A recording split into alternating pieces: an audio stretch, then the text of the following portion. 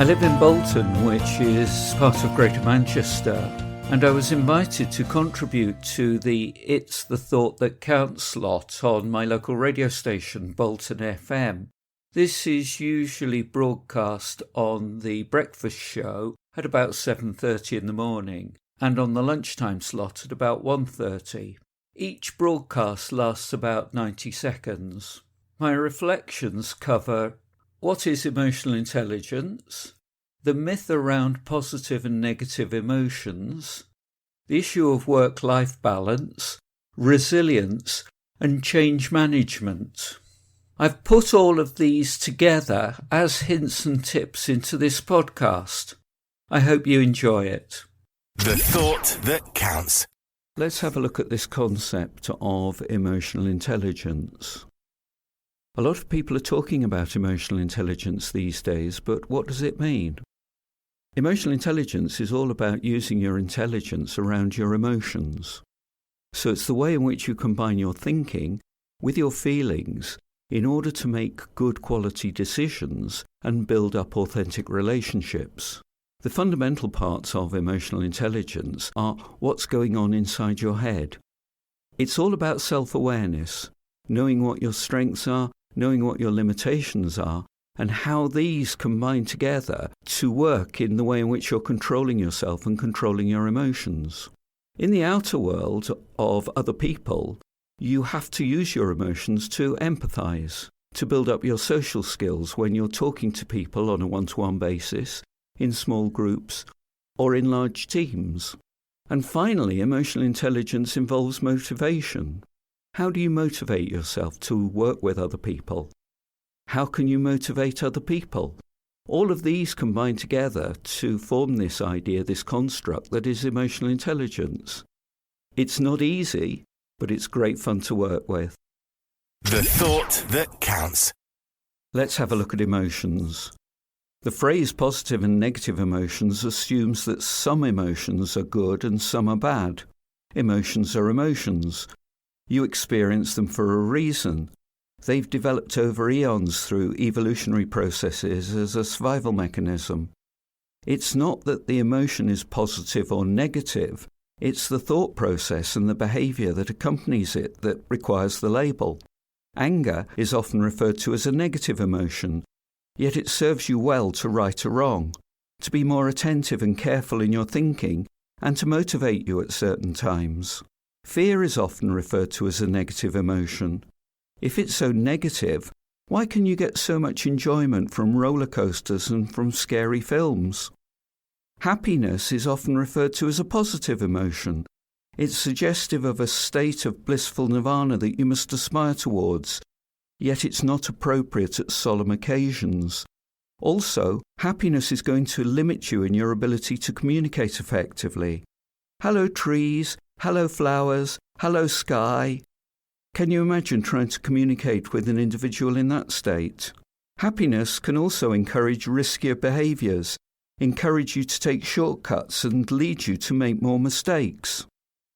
The Thought That Counts. Often in my work I hear the phrase work-life balance being used.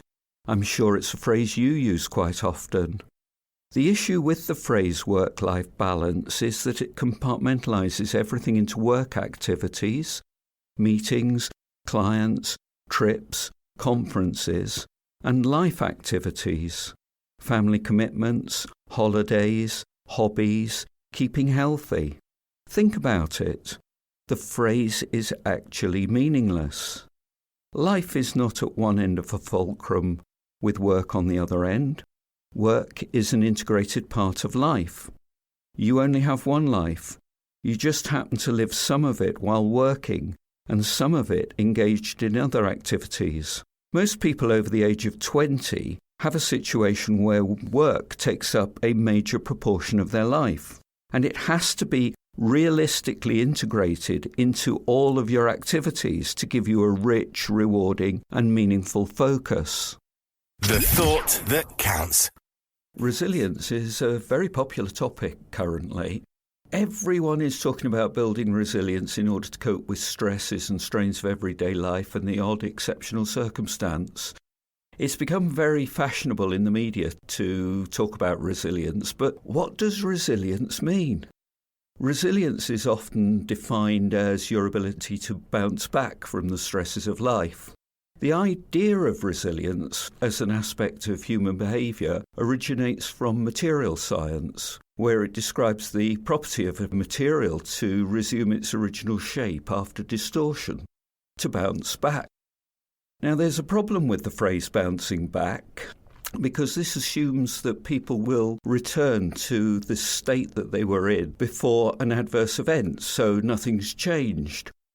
You actually show good resilience by possessing a firm, reliable acceptance of reality, a deep belief supported by strongly held values that life is meaningful, and an ability to be creative, to adapt and to improvise. This has nothing to do with bouncing back, backwards or forwards or any other direction, because you continually evolve and grow and improve yourself by learning from your environment and your mistakes, and in this way you develop your resilience. The thought that counts. Change is constant and it's inevitable. For some people, change brings overwhelming discomfort. This may be linked to fear. If the rules have changed, how can I continue to succeed? Or a need to feel in control.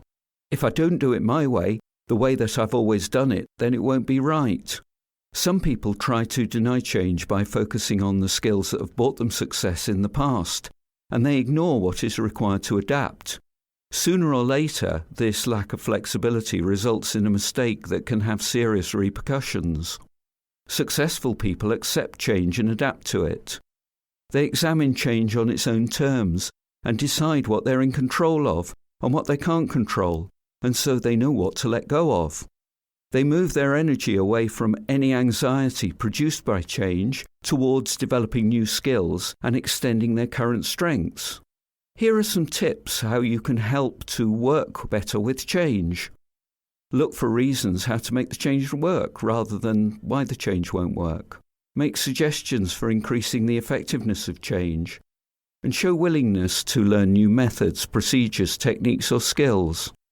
I'm Robin Hills from EI for Change, Emotional Intelligence for Change, empowering your emotional management. The thought that counts.